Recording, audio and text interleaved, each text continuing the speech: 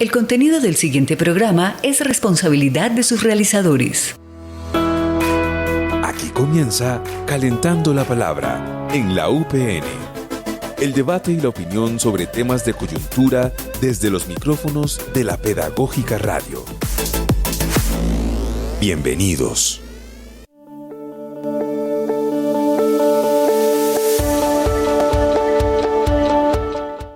Saludamos a toda la audiencia de la Universidad Pedagógica Nacional, a los estudiantes, a los maestros, a los trabajadores, a todas las personas que nos escuchan el día de hoy, en esta mañana. Un abrazo para todos, aquí estamos calentando la palabra. En las perillas está el señor Mario Enríquez y acá en la cabina conmigo de manera presencial Diana Torres. Buenos días, Diana. Alejandro, buenos días. Qué rico saludarlos, saludar a todos nuestros oyentes. Y como le decía antes de empezar el programa, se fue el año en un parpadeo. O sea, diciembre parpadeamos mitad de año. Ya es mitad de año. Estamos a puertas de terminar un semestre con bastantes expectativas, con mucha actividad académica, un año falsborda que nos ha mantenido muy activos como Universidad Pedagógica Nacional.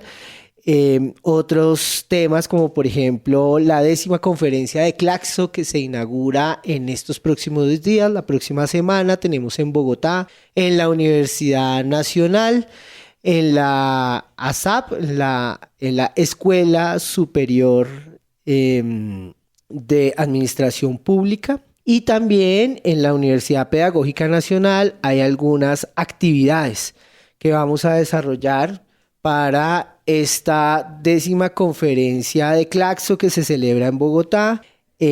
Muchísimas actividades, talleres, conferencias, expertos de distinta índole de todas las regiones de América Latina. Uno de los principales temas que está para esta versión de Claxo 2025 tiene que ver con los horizontes y transformaciones para la igualdad, la democracia, resistencias, comunidades, derechos y paz. Y obviamente la Universidad Pedagógica Nacional hace presencia de manera protagónica en esta conferencia latinoamericana y caribeña de ciencias sociales que arranca el 9 de junio en la Universidad Nacional de Colombia y que, como ya decíamos, también hay unas actividades acá en la Universidad Pedagógica Nacional.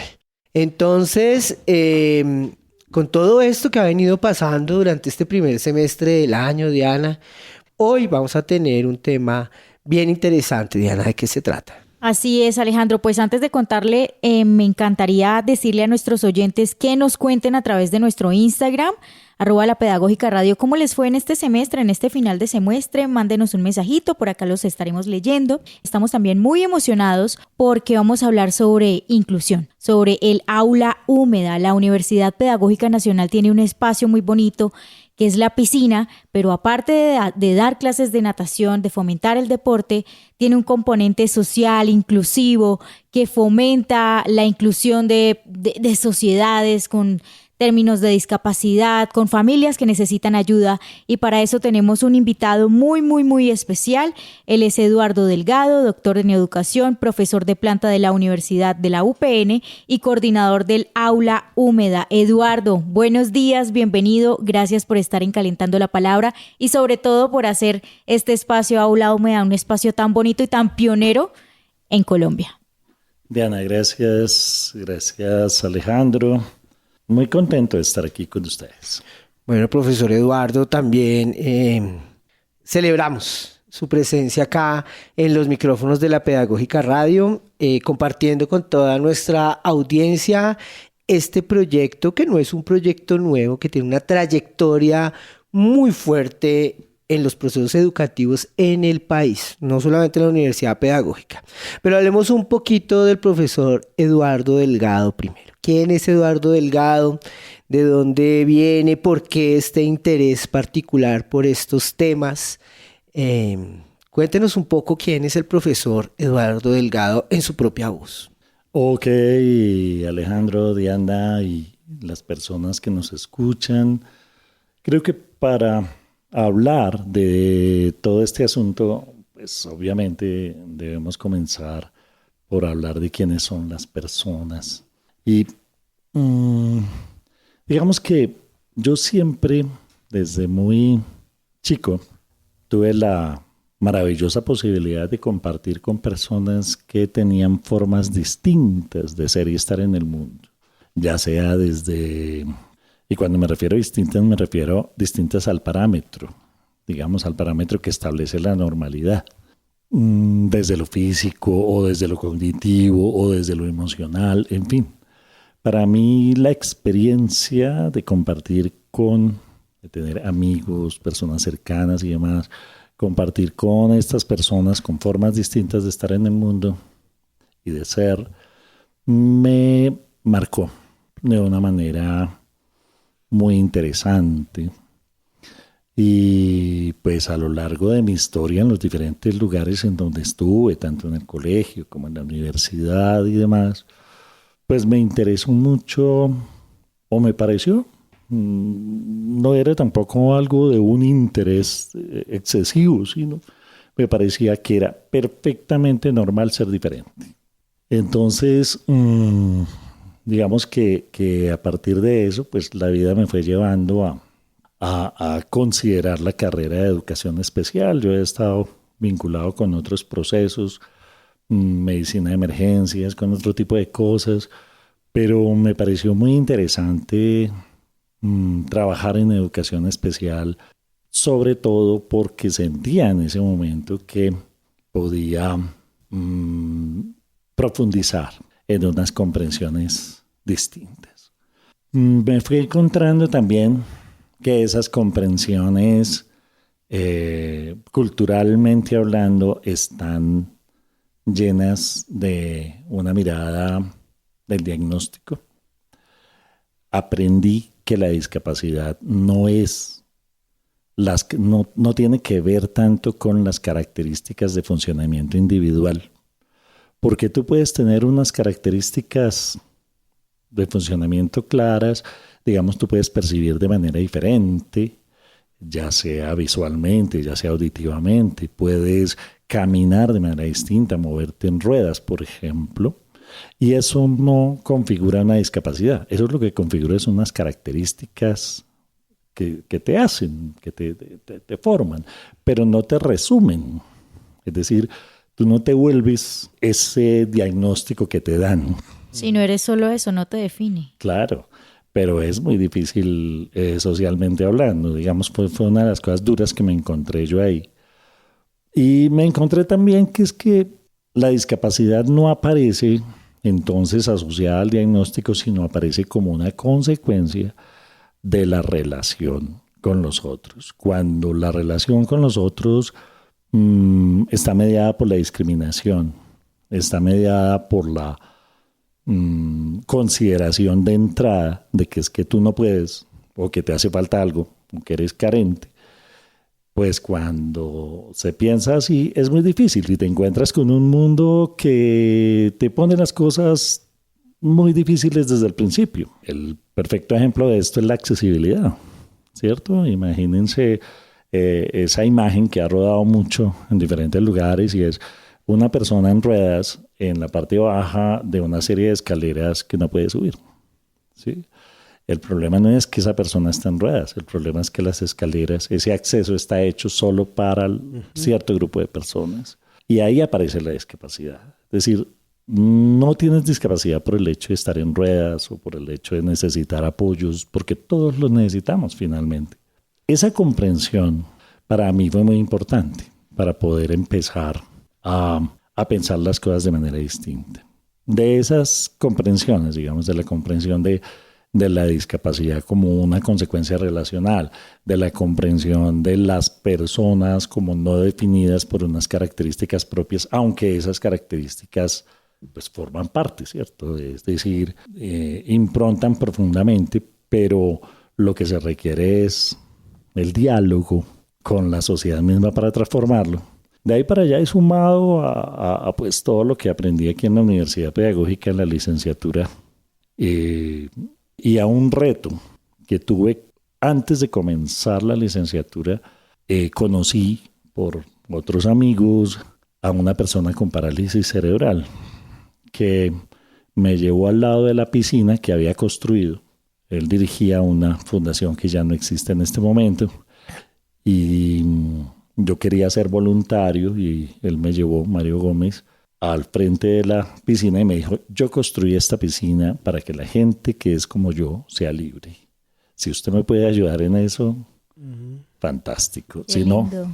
pues no hay espacio. Entonces yo dije, claro, por supuesto. No tenía idea cómo era la cosa de poder ser libre. La verdad es que 30 años después, no es que lo tenga mucho más claro, pero sí he ido aprendiendo y construyendo poco a poco. Lo recuerdo ahora porque ya Mario, mi mentor involuntario, porque no era que quisiera mucho ser mi mentor, pero fue fuerte su impronta. Bueno, ya ahora no, hace ya unos 15 años no está con nosotros, pero por lo menos en este plano.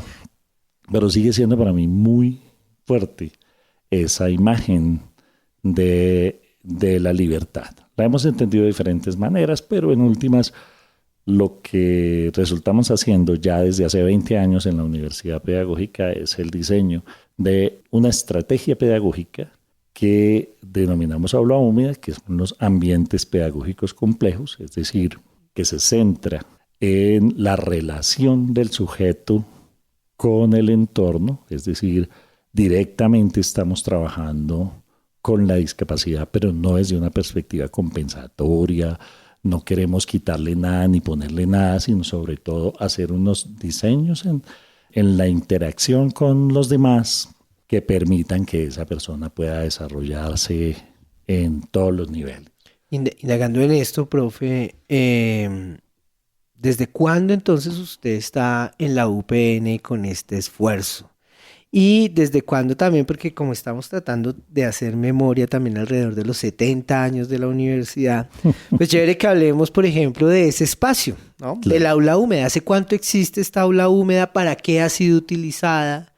Y en particular, bueno, como desde la perspectiva del profesor Eduardo Delgado, ¿cuál ha sido el uso y la utilidad que ha tenido también esta aula? Sí, como les decía, hace unos 30 años comencé a trabajar en la piscina de esa fundación, pero bueno, la vida me fue llevando por diferentes caminos, trabajé con ellos más de 10 años, aprendí muchas cosas, luego me vinculé a la Universidad Pedagógica en el 2000, pero solamente hasta el 2004 logramos empezar a desarrollar el proceso, y además de una manera bien sui generis. Como les digo, todo se debe a los orígenes. Cuando uno ve los orígenes se da cuenta de por qué las cosas son de cierta manera. Por ejemplo, en el servicio de aula húmeda, las familias, es decir, los cuidadores, pero no hablamos solo de familia, hablamos en general del cuidador porque aquí asiste alguien de la familia, pero no necesaria o únicamente. También vienen profesionales que están muy vinculados al cuidado de la persona con discapacidad. Ellos, hace 20 años me encontré algunos que nos habíamos conocido en esa otra piscina. Me dijeron, oiga, profe, venga, aquí hay una piscina en la universidad, ¿por qué no empezamos a hacer algo? Les dije, sí, pero no tengo ni estudiantes, ni tengo... No, ahorita no hay cómo. Y me dijeron, claro que sí hay cómo, porque nosotros nos metemos con nuestro muchacho, o sea, el cuidador con su muchacho, y usted nos va dando pisticas y ahí vamos. Así nació Aula Húmeda.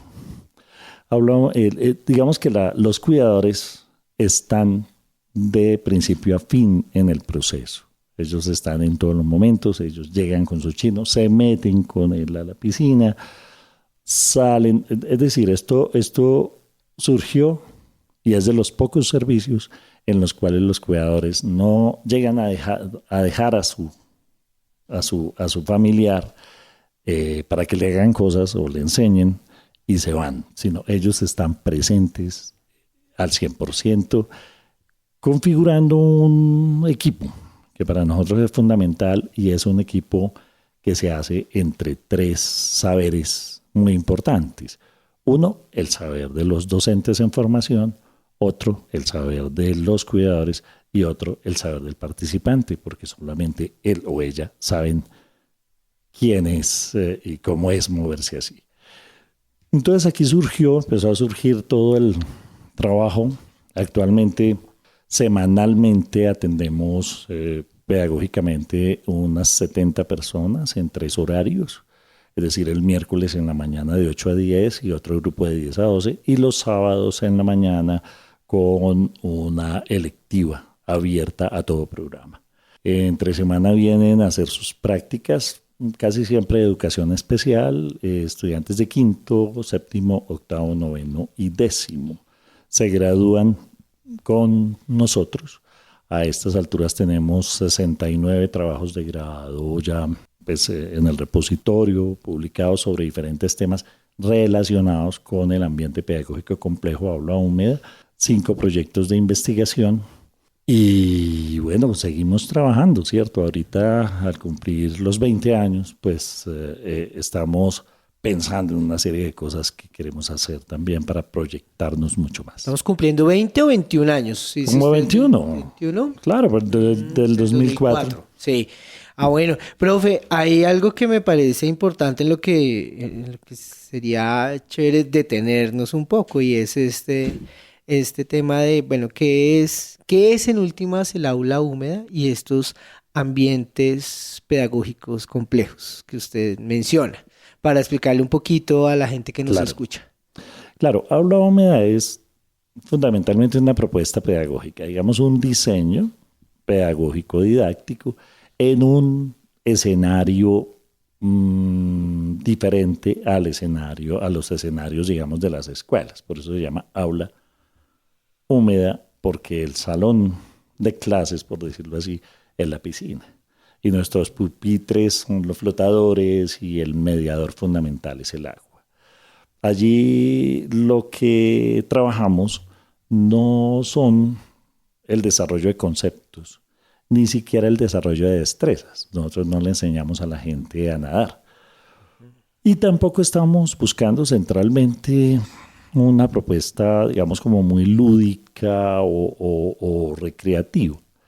Para nosotros el desarrollo fundamental tiene que ver con los aspectos relacionales, es decir, el objetivo o los 3 objetivos centrales de aula húmeda son desarrollar la interdependencia positiva, que tiene que ver fundamentalmente con el hecho de que cuando yo vivo, como todos nosotros, pero algunos no lo reconocemos tanto como nos enseñan las personas con discapacidad, cuando yo vivo al interior de situaciones donde necesito apoyo, yo tengo que reconocer que soy interdependiente y que eso no me minoriza, eso no me elimina mis propias decisiones. Por el contrario, debo participar en ese proceso de interdependencia de una manera activa. Entonces ahí va el segundo, digamos, objetivo de aula húmeda, y es fomentar la autodeterminación. Es decir, que esa persona participe activamente en todas las decisiones que se toman en torno a él, sabiendo que su participación es fundamentalmente al interior de la interdependencia positiva. Y el tercero, vinculado con el anterior, es la agencia propia, es decir, la participación activa, automotivada, ser lo más protagonistas de sus procesos. Entonces, como ustedes ven, los objetivos son objetivos formativos, relacionales, fundamentalmente. ¿Y cómo logramos eso? A través de una serie de diseños que hacemos, diseños de actividades y de procesos conjuntos. Trabajamos mucho dentro de las apuestas cooperativas. Entonces los estudiantes conforman ese equipo que les nombraba antes, con el participante y con el cuidador, y hay una serie de actividades en las cuales lo que se busca a través de la resolución de problemas, del trabajo cooperativo y demás, es desarrollar estos objetivos. Bueno, profe, dale. Pues yo, nada, Eduardo, quería agregar que es un trabajo digno de aplaudir, porque la mayoría de estos espacios siento yo que se centran mucho en el hacer, en el enseñarle a la persona a cómo moverse de una mejor manera, que de una u otra forma este espacio también lo fomenta porque hay un ejercicio, ¿cierto? Claro. pero no todos los espacios se centran en el ser, que el ser se desarrolle, que se sienta orgulloso tal vez de su capacidad, que se fortalezca este sentimiento de identidad que lo conlleva a relacionarse mejor con el mundo, con él mismo y con otras personas. Entonces creo que esto merece un aplauso bien fuerte porque no todos los espacios van a eso.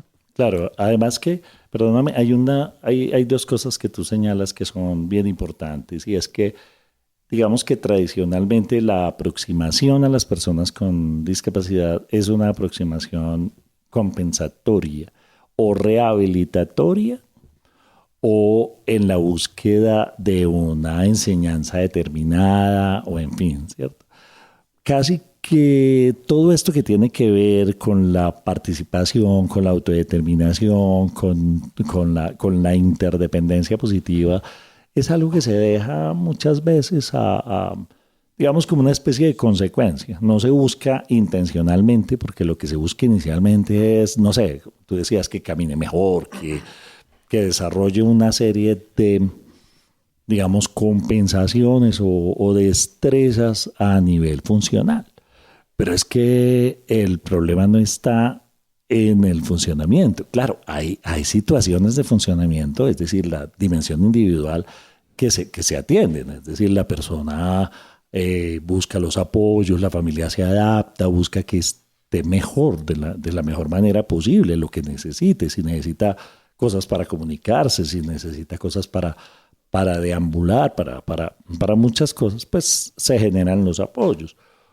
Centrarnos en objetivos de naturaleza funcional o en objetivos, digamos, de naturaleza rehabilitatoria, pues nos hace perder los objetivos pedagógicos, ¿cierto? Claro. Y pues de la forma en cómo uno define quién es la gente con la que uno trabaja y cuáles son las metas del trabajo, pues ahí depende también todo lo que hace. De ahí para adelante el actuar se nutre y se marca por la forma en cómo uno lo entiende. Así que si yo creo que es la carencia la que me marca a las personas, pues me quedo tratando de compensar esa carencia. Esa no es la situación en aula húmeda. Y me parece muy importante esta aclaración, ¿no? En términos de pensar cuáles son las apuestas también decididas de un proceso pedagógico que se desarrolla desde allí. Y obviamente allí, por ejemplo, la posibilidad de relacionarse con otros, la capacidad de desarrollar autonomía alrededor de ciertas actividades, esa manera, por ejemplo, de sentirse apoyado o de saber decir qué apoyos necesita. Claro. Eso es importantísimo. Uno pensaría que eso no es relevante en tanto que la gente podría relacionarse de manera tranquila y sin mayor problema, pero me parece que esto es muy importante justamente en ese contexto particular en el que nos está hablando el profesor sobre este proceso. Vamos a escuchar en voz propia de uno de los usuarios de los participantes, no llamamos usuarios, Participantes. un participante de este proceso pedagógico, y vamos a continuar esta conversación con el profesor Eduardo.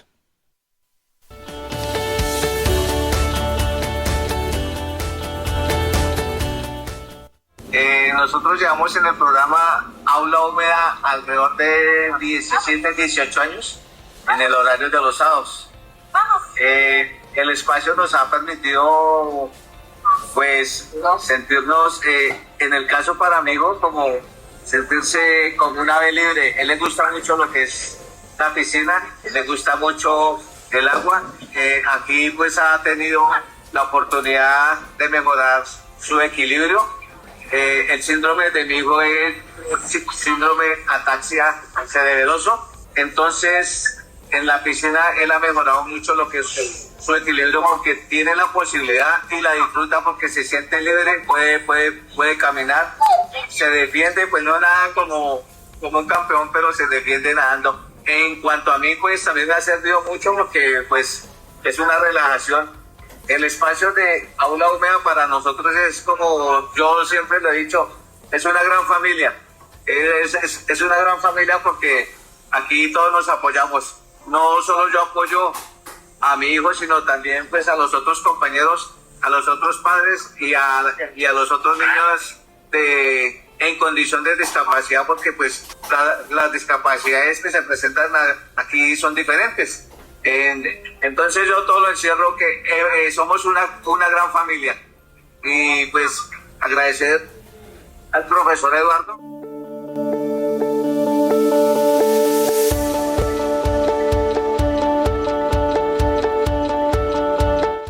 Continuamos aquí en Calentando la Palabra de la Universidad Pedagógica Nacional, hablando sobre el aniversario número 20 del Aula Húmeda, este espacio tan bonito que fomenta la inclusión de todas las sociedades, de las personas que se mueven diferente, que piensan diferente, que actúan diferente, pero no por eso son diferentes, porque todos somos uno en realidad. Y estamos, recordemos, con Eduardo Delgado, coordinador del Aula Húmeda. Eduardo, escuchábamos el testimonio de uno de los participantes, de un padre que lleva a su hijo, que trae a su hijo a esta aula húmeda, que se ve beneficiado porque tiene una discapacidad cognitiva. ¿Qué tipos de discapacidades se atienden dentro del aula húmeda? ¿Qué tipo de personas pueden acudir a él? Y también cómo se pueden integrar a este proceso, si así lo quisieran. Ok. Lo primero es, de todos modos, para contestar esa pregunta tengo que ser coherente con lo que vengo diciendo. Hay personas con diferentes formas de funcionamiento. Su discapacidad es variable, pero la discapacidad, recuerden que señalaba que tiene que ver es con la relación con el entorno. Entonces, hay personas con diagnósticos diversos, ¿cierto? Hay diagnósticos de ceguera, hay diagnósticos de limitación auditiva, de parálisis cerebral, en fin, hay muchísimos diagnósticos que se manifiestan también de maneras diferentes en la forma en cómo estas personas actúan con respecto al mundo, digamos. Nosotros tenemos en su mayoría personas que tienen unas secuelas de una lesión neurológica temprana, es decir, un término grande que cubre la llamada parálisis cerebral, pero de uno a otro hay unas diferencias grandísimas en términos de funcionamiento y en términos de los apoyos y muchas otras cosas. ¿Por qué centro esto y tomo la distancia con discapacidad? Porque, como les decía hace un rato, pues la discapacidad aparece como la consecuencia de la relación de ese sujeto con el entorno. Pero si tenemos los apoyos adecuados, si tenemos el círculo de soporte, si tenemos los ajustes razonables que necesitamos, pues nuestro nivel de discapacidad reduce, ¿cierto?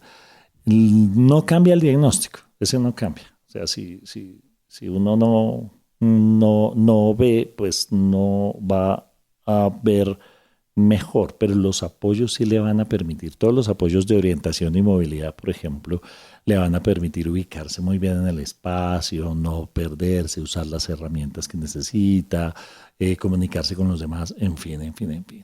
Entonces, su grado de discapacidad se va a ver afectado. Esta diferencia es importante porque a veces pensamos que, o en general, la sociedad cree que lo que hay que atacar es, digamos, de alguna manera el diagnóstico o la condición funcional en el sujeto y no trabajar necesariamente con lo relacional. Entonces, bueno, esa es una cosa. La otra es que la gente llega aquí en voz a voz. Claro, estamos empezando porque es necesario un proceso de difusión mucho más grande, pero casi siempre tenemos el problema de que tenemos más solicitudes que cupos. Claro. Porque, como les comentaba, pues los cupos dependen de la cantidad de docentes en formación que tenemos. No podemos decirle a una familia o a una pareja conformada por el participante y el cuidador que se metan al agua y pues que ahí vamos viendo. No. A ellos se les asigna un docente en formación desde el principio. Así que de la cantidad de docentes en formación que tenemos, pues así tenemos también la cantidad de cupos. Por ahora estamos razonablemente estables, pero estamos buscando que vengan a hacer sus prácticas de todas las licenciaturas de la universidad, porque este es un espacio más que inclusivo, yo prefiero llamarlo comprensivo, es decir, comprende las diferencias en las formas de ser y estar en el mundo, y esto implica también la comprensión de los diferentes lenguajes, de las diferentes disciplinas. Así que, pues, bueno, nosotros tenemos también un trabajo interdisciplinario con la gente que se vincula. Vienen profesionales de instituciones en fisioterapia, en psicología, en terapia ocupacional, y bueno, nos sentamos a conversar sobre los objetivos. ¿De cualquier universidad o solo de la pedagógica? Pues en principio vienen acompañando, digamos, a las personas con algún tipo de, digamos, a los participantes. Vienen acompañando en algunos casos y también interesados. Claro, la idea es estar abiertos a todos los procesos con el resto de las universidades. Hemos tenido trabajos conjuntos, pero todavía son muy tímidos porque digamos que la negociación de los objetivos con la rehabilitación a veces no es la mejor. Y una cosa que sí, que nosotros no hacemos es rehabilitación. Es decir, el objetivo se tiene que negociar hacia lo pedagógico. Claro, porque eso es siempre lo que el profesor Eduardo ha puesto acá como en claridad. Creo que eso es importante y esa relación que se construye con las personas que hacen parte del proceso, que participan del proceso, con los cuidadores, con profesionales externos que también están interesados en entender la cosa. Pero ¿cómo es el proceso con los estudiantes de la licenciatura en educación especial y con otras licenciaturas? Dice, es Claro. un espacio abierto a toda carrera, pero ¿cuál es el vínculo con estos maestros en formación que se dedican a trabajar allí con usted en el aula húmeda? Ok, Alejandro, mira, una de las primeras cosas es ponernos de acuerdo, ¿cierto? Porque todas las personas, y esto incluye no solamente a los estudiantes, sino también a los mismos cuidadores, a las mismas familias, todos llegan con unos objetivos que a veces pueden consonar, a veces no. Por ejemplo, muchas familias llegan diciendo, ay, vamos a tener terapia. Y lo primero es decirle, no, venga, nosotros no hacemos terapia acá, somos profes, los profes enseñamos, nosotros no hacemos terapia. Y no es nuestro interés, ¿no? Entonces, pero para eso tenemos que hacer más que simplemente decir que ese objetivo no es el nuestro, sino empezar a conversar, a consolidar, a tejer. Con los estudiantes que vienen, por ejemplo, de educación especial inclusive, pues ya la tienen más clara porque son de educación especial, aunque uno a veces también tiene sus dudas porque es muy fuerte la idea de la discapacidad asociada al diagnóstico y asociado o portado por la persona. Entonces, movernos a lo relacional implica un desplazamiento interesante, es más que simplemente un cambio de chip, esto implica ver cosas que normalmente no vemos, buscar cosas en lo relacional, hacer unos diseños pedagógicos, porque entonces la enseñanza se concreta en el diseño de los ambientes. Y ese diseño de los ambientes entonces permite que evolucione el medio didáctico, por nombrar un poco algo que dice el profesor Brousseau, que es un maestro de matemáticas en Francia, que es muy interesante y solamente quiero dejarlo aquí nombrado, pero digamos que todos los docentes en formación llegan, como vienen a práctica, pues llegan con su maestro de práctica. Hacemos ese primer momento que es, bueno, ¿cómo estamos? Además, ¿cómo nos va con el agua? Porque cada uno de nosotros tiene también una serie de ideas sobre su propio cuerpo, sobre sus capacidades, sobre si yo toco o me tocan, me van a ver. Es decir, no nos libramos de eso ninguno. Por mucho que nos hayan dicho que tenemos que buscar unas formas, digamos, de relación, pues esto solamente se da en el momento en que nos vemos expuestos al proceso y que tenemos que aprender cómo es que hacemos para ayudarle a una persona que está en ruedas, por ejemplo, a meterse en el agua. Esto implica contactarla. ¿Cómo es ese contacto? ¿Cómo son los procesos comunicativos de relación y demás? Entonces hay una primera formación antes de empezar el trabajo que tiene que ver con la relación, con los procesos, con la ayuda, pero también con la planeación de lo que sigue. Después de eso, hay un tiempo para conocer a la persona. Esto se hace a través de diferentes actividades muy que permiten la comunicación. Y después de conocer a la persona juntos, la persona, la familia, pues el cuidador y el docente en formación estructuran un plan de trabajo que se centra en el fomento de la interdependencia positiva, la autodeterminación y la agencia. Ese plan de trabajo se estructura por estos pequeños equipos, pero al mismo tiempo hay un equipo de maestros que está diseñando las actividades grandes.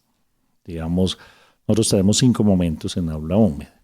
Uno de los momentos pues, es en el vestier, donde tenemos unos objetivos pequeños que contribuyen a lo general y es nos cambiamos juntos, participamos en el proceso. No es que la persona llega y es cambiada, digamos, por el cuidador, porque es que hay mucho afán, entonces ella ni siquiera participa. No, ella participa en el proceso, todo esto se vuelve una cosa más orgánica y alrededor del contacto, del cuidado, de muchas cosas allí. Luego salimos del vestier y vamos a una asamblea. Nos reunimos todos, nos reconocemos, vemos quiénes están, con quién vamos a trabajar, qué va a pasar hoy, cómo estamos, cómo llegamos, en fin, y hacemos algunas actividades que consolidan esos equipos humanos y a la vez preparan el ingreso. Luego vamos al borde de la piscina y, a las duchas y al borde de la piscina y empezamos el momento de transición entre el afuera, el estar uno casi que equilibrado en términos de temperatura y demás, y meterse en el agua.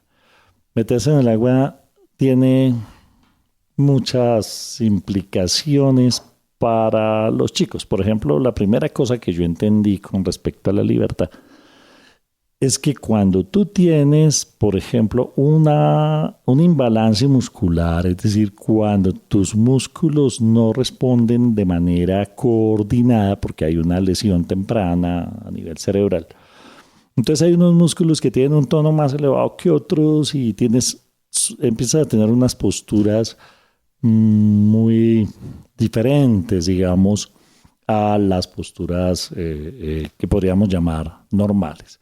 Estas posturas se deben en muchos casos al efecto de la gravedad sobre el cuerpo. O sea, el cuerpo intenta mantenerse en la postura.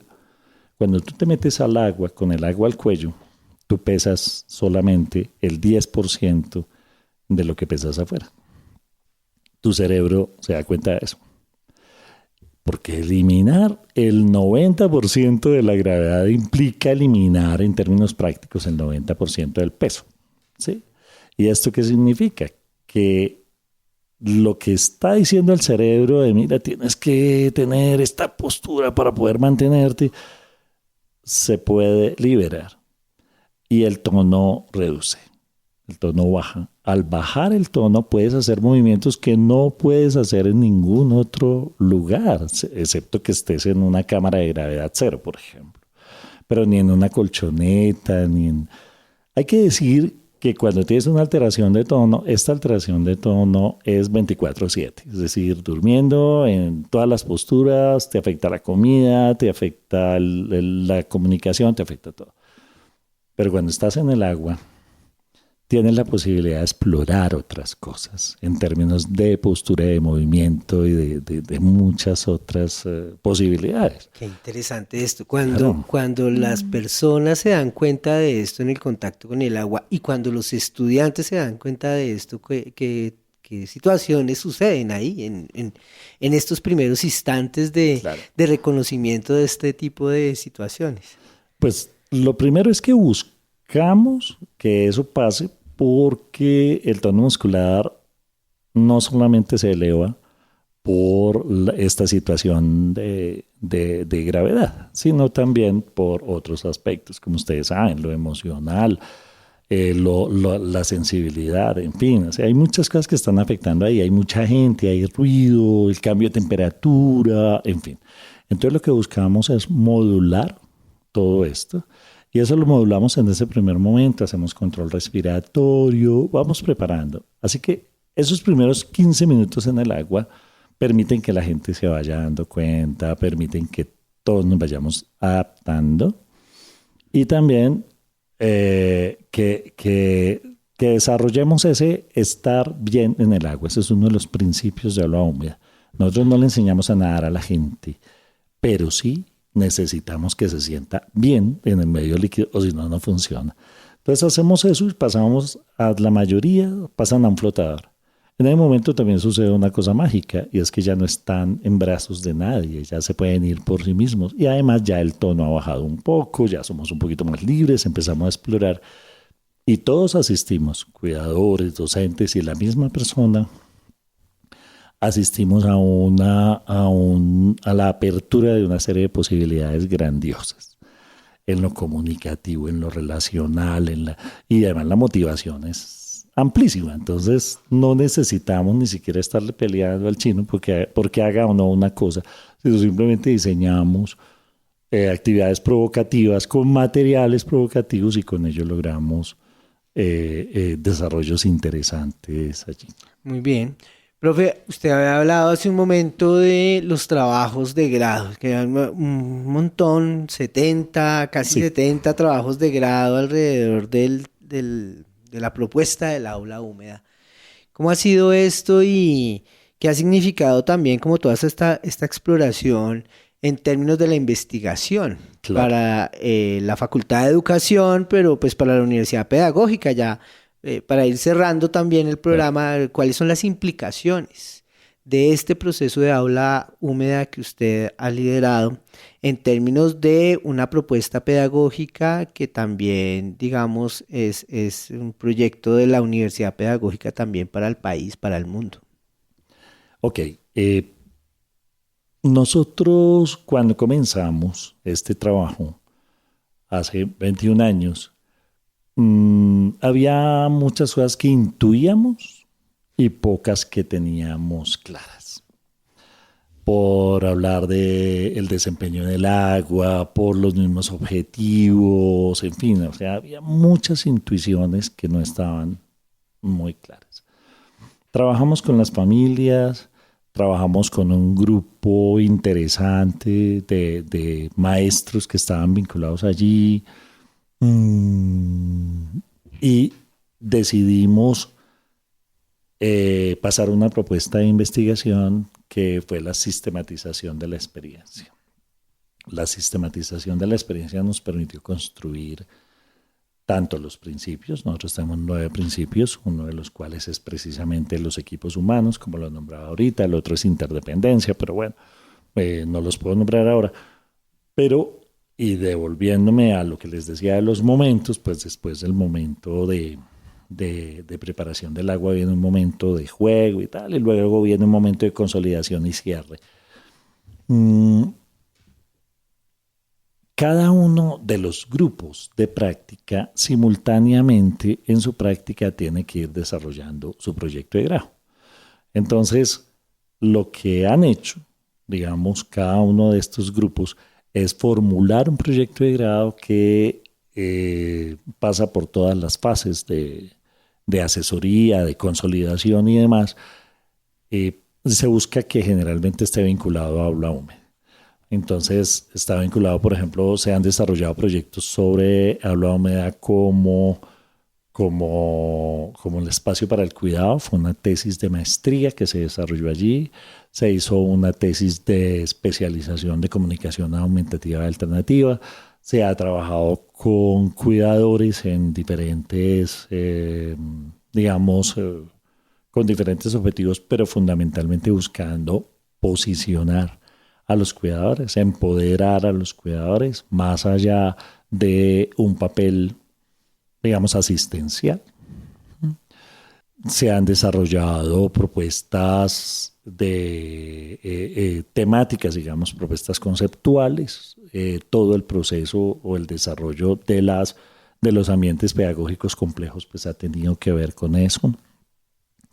Hay una gran cantidad de temas, como ustedes suponen, que en 69 trabajos de grado, o sea, 67 de pregrado y 2 de posgrado, pues digamos que se ha expresado, digamos, se ha consolidado.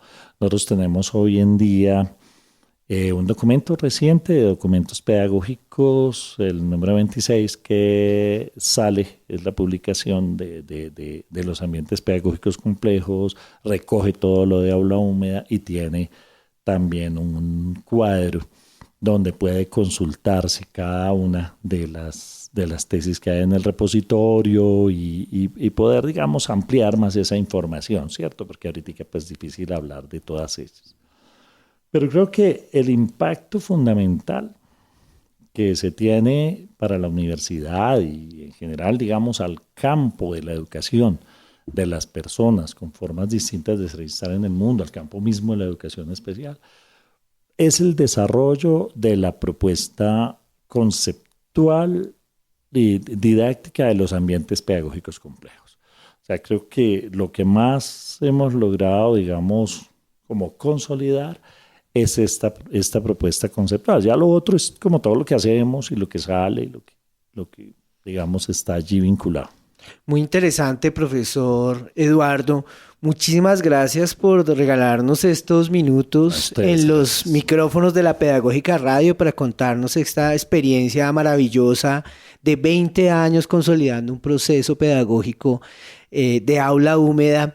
Y pues seguramente vamos a tener otras conversaciones alrededor de esto. Por hoy, ya el Calentando la Palabra se nos ha terminado. Entonces agradecemos la presencia del profesor Eduardo, de toda la audiencia que está ahí conectada con la Pedagógica Radio. Sigan con toda la programación de este espacio radiofónico de la Universidad Pedagógica Nacional. Un abrazo para todos y para usted también, profesor Eduardo. Muchas gracias. Un abrazo para ustedes, Alejandro, Diana, y a todo el soporte técnico. Muchísimas gracias. Abrazo.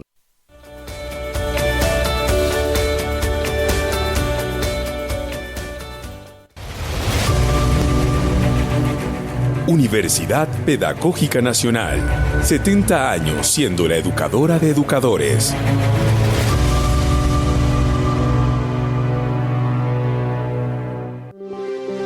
Quédate con las voces y los sonidos que enseñan de la Pedagógica Radio.